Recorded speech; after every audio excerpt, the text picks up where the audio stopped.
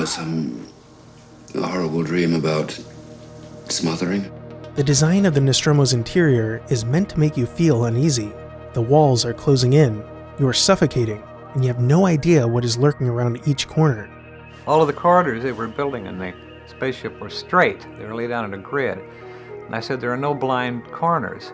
You need some blind corners in your spaceship. And they built the thing, and Ridley ended up putting the hypersleep vault at the end of it. In this video, I will tell you the behind-the-scenes techniques Ridley Scott and the design team used to make the spaceship sets give you anxiety, from concept to execution. I've never seen anything like it. This episode is sponsored by Mubi. Try it free for 30 days by clicking the link in the description. I was very interested in tapping the idea of what things could look like if they were drawn from a more realistic consideration of what a spaceship should be, without going NASA. Create the sense of confined space, spaces at a premium inside, that the idea that it was, with all the pressure doors, that it was pressurized. All those things I thought would contribute to the tension of the film. Disappeared into one of the cooling ducts. No question, it's using the air ducts to move around. Scott said that he's somewhat claustrophobic himself and tried to channel his real fears into the movie, saying that he thought the only thing more frightening than facing the alien would be having to face it while having been trapped in cramped quarters for over a year's time. Heading up Alien's impressive team of designers and art directors was production designer Michael Seymour, who had met Ridley Scott while working together on commercials. Seymour gave a lot of credit to his team, emphasizing that everyone down to the draftsmen and plasters contributed in their own way to the design. Because of the massive size of the Nostromo, it was difficult for the filmmakers to determine exactly how the set should be laid out in order to maintain logic. The solution was to develop the layout in 3 sections, based on what would be the 3 decks of the ship. The A deck for the crew's living quarters, the bridge and the infirmary, the B deck for more technical equipment but still comfortable for the crew, and the C deck with exposed pipes and electronics that would be used for holding gear and vehicles. Here are some sketches Scott did for how he wanted the ship to be laid out. This is the A deck, this is the B deck, and this is the C deck. Initially, Scott wanted the 3 levels of the ship to be literally on top of each other, but this was too difficult, so the 3 levels were built on separate sound stages, with the A deck filling most of their main giant stage at Shepperton Studios, which even needed a wall removed to spill over onto an adjacent soundstage. Scott wanted the sets to be fully enclosed so he could pan the camera in any direction. To keep track of the layout, they actually built a 3-dimensional model so they could always have a reference of where the actors would need to go in order to arrive on another level. Unfortunately, the model was later destroyed without having been photographed. Seymour had each of the Nostromo's levels completely self-contained and enclosed, with fully functional corridors, practical lighting, and most importantly, ceilings. You'll notice that in a lot of the shots you can see both the floor and the ceiling, which adds to that cramped feeling. Because of the way the set was constructed, once you entered through a small wall panel in one of the airlocks and began to walk around, you would lose sight of the studio and forget that you were on a soundstage, making it feel like shooting on location. People often found it difficult to find their way out.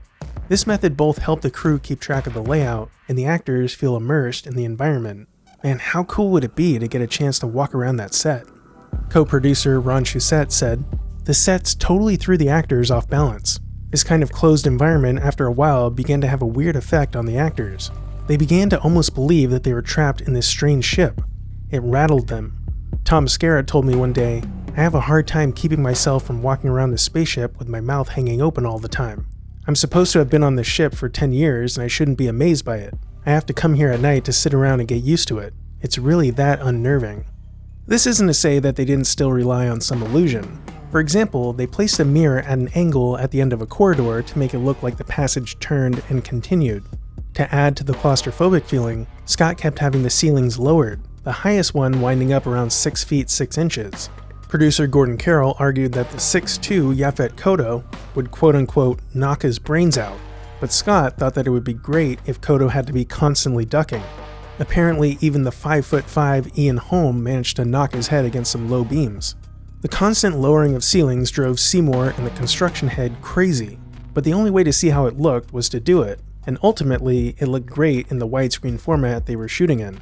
It really felt like you were trapped, and the illusion was only broken when sometimes a wall had to be lifted out to get a camera in. But it seems like this was rare because cinematographer Derek Van Lint said that it was often very difficult to cram all of the crew, gear, and actors into such small spaces. Some of the spaces, such as the bridge, started out relatively open and became gradually tighter and more enclosed as the production evolved. For the bridge, the space got smaller as more consoles and shapes were added to suggest the inside of a bomber plane. The bridge itself required over 50 blueprints. Tight spaces added certain safety issues as well. Veronica Cartwright recalled that on the first day of shooting, they were supposed to be crash landing and the smoke quickly filled up the small set, making it hard to breathe. The call sheet for that day required, quote, scorching and electrical fire damage to consoles. Scott already had smoky haze as part of his trademark while working on commercials in his first feature, The Duelists. For Alien, Scott wanted there to be a smoky haze after the landing, so they used something called a bee puffer that would expel incense smoke. Scott said, smoke to me is a color filter, a fine layer that dimensionalizes your depth.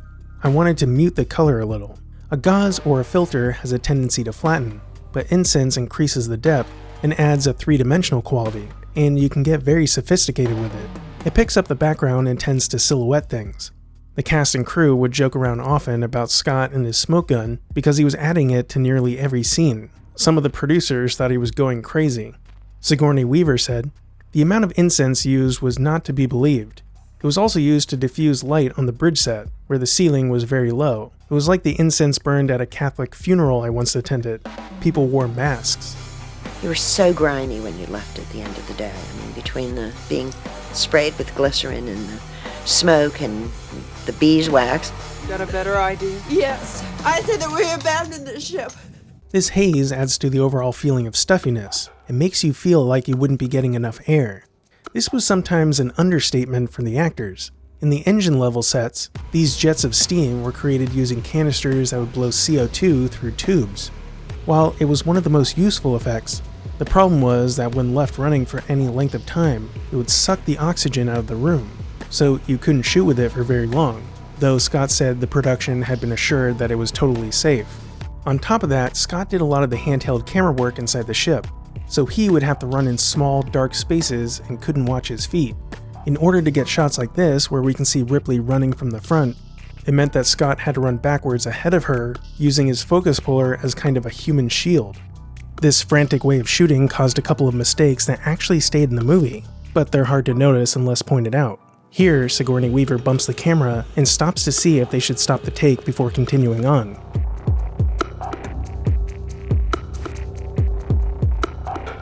And here, we get a glimpse of what is actually an electrician swinging a black mat back and forth to make the light strobe. Creating a fully enclosed set for the movie helped to make it look realistic and help the actors stay in character, but it caused some problems with the lighting. At first, they tried to pre-rig the set by combining overhead lighting with the practical lights on the floor, but it didn't work because when the actors improvised, they wound up in dark areas. They also had to be creative with the lighting to avoid getting any fill lights in the shot, which Van Lint attributes to the unique look of the movie. They got around this by lighting through grills, using hidden lights, and using practicals that looked like part of the set. In keeping with the approach to the rest of the set, this meant lighting with some unusual sources, such as 747 aircraft lights, panic lights, and some neon and fluorescent lights. In the communications room where Mother is located, they had the aid of the hundreds of tiny bulbs that line the walls. Van Lint didn't need to add much light there, just one light coming in from the ceiling that was gelled to match the color temperature of the bulbs, and a 16mm projector shining on the faces of the actors to simulate a reflection of the monitor, which was probably inspired by 2001: A Space Odyssey. Because a fair amount of the shots were done handheld by Scott himself, Van Lint thought of himself as a second camera getting tighter shots. Scott even attached a strobe light to the dolly so he could adjust the speed as needed. Let's finish with perhaps the most claustrophobic set in the movie, the vents. Am I Claire Lambert? I want to get the hell out of here. Oh God, it's moving right towards you. But before we get into that, a quick message from this episode's sponsor, Mubi. Mubi is a curated streaming service dedicated to elevating great cinema from all around the globe. From iconic directors to emerging auteurs, there's always something new to discover.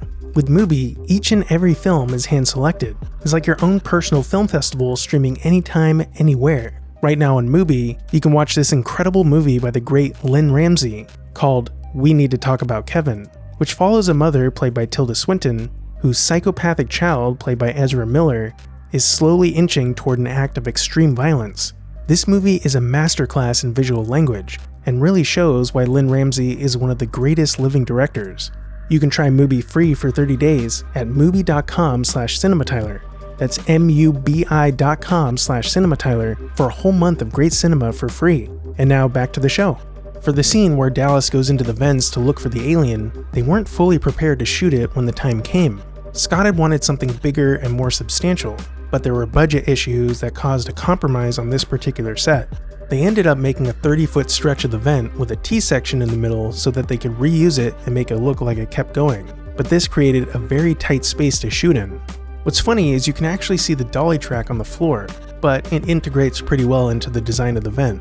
Actor Tom Skerritt had to shuffle his way through the vent holding a light in one hand and a flamethrower in the other, and the flame would burn up all of the oxygen in the space, which is why you can hear him breathing heavily in the scene. Okay, moving on. That isn't acting. He really can't breathe.